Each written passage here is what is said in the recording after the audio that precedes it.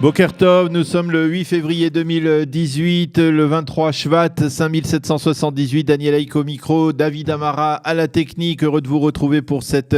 nouvelle heure d'actualité, une heure d'actualité qui va débuter dans quelques instants par les grands titres de la matinée. Vers 8h10, nous serons en ligne avec notre premier invité, le journaliste Maxime Pérez, qui est un expert en affaires militaires et qui commentera avec nous la tension que l'on constate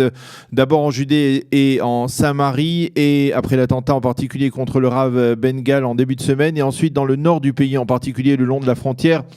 israélo-libanaise. Vers 8h25, Eliana Gurfinkel nous présentera sa chronique Un jour notre histoire, qui sera consacrée ce matin à Martin Buber.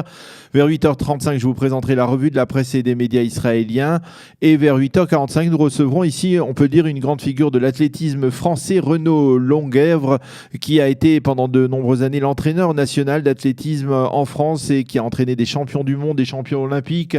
Et nous allons le voir, il vient apparemment nous donner un coup de main, on peut le dire, à l'athlétisme israélien. Il sera accompagné ce matin, je l'espère, de Mark Eisenberg, qui est lui-même, il faut le rappeler, vice-président de la Fédération israélienne d'athlétisme. Les grands titres de l'actualité ce matin, une actualité brûlante, importante, en particulier tension sans précédent entre le Premier ministre Binyamin Netanyahou et le patron de la police Ronnie Alcher,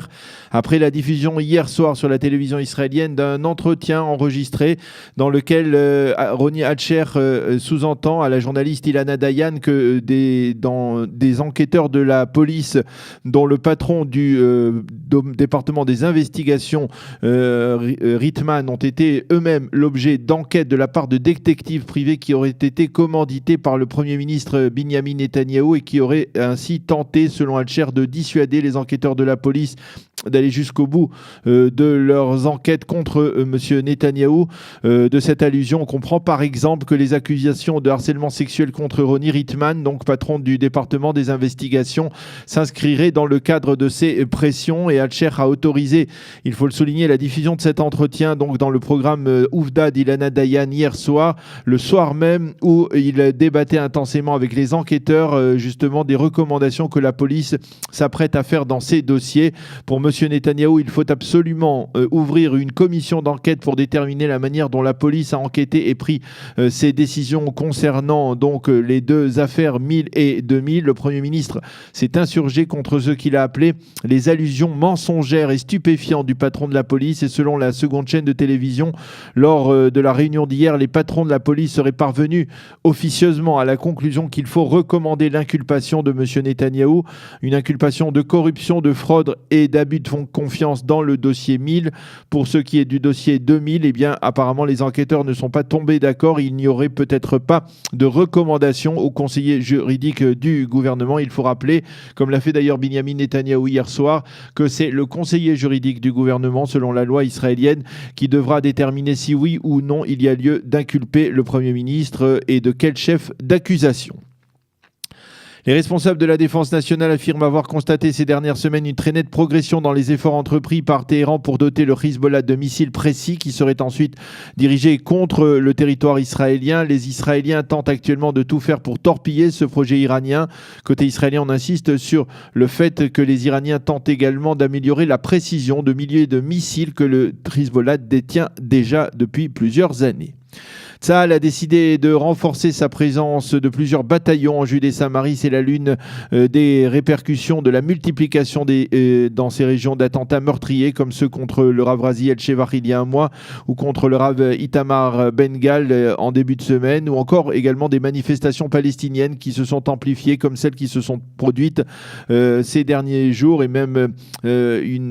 pendant les nuits de cette semaine à Naplouse, en particulier au moment d'une opération militaire israélienne pour tenter de retrouver l'assassin du Rav Itamar Ben-Gal.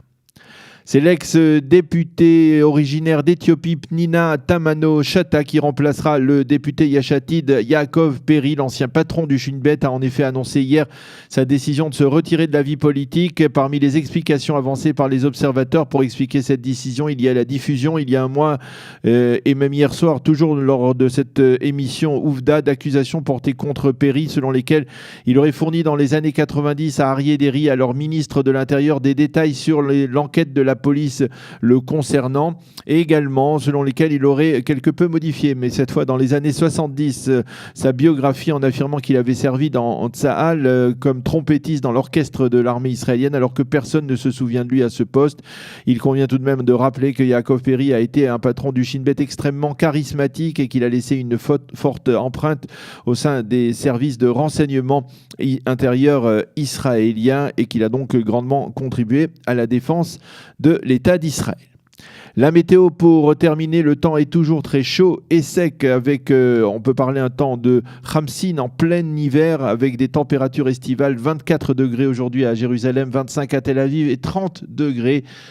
aujourd'hui en ce 8 février à Eilat. Voilà, nous allons marquer une pause tout de suite et on se retrouvera après avec notre invité Maxime Pérez pour parler un peu de sécurité et de la situation de tension qui règne en Judée-Samarie mais également au nord du pays le long de la frontière israélo-libanaise.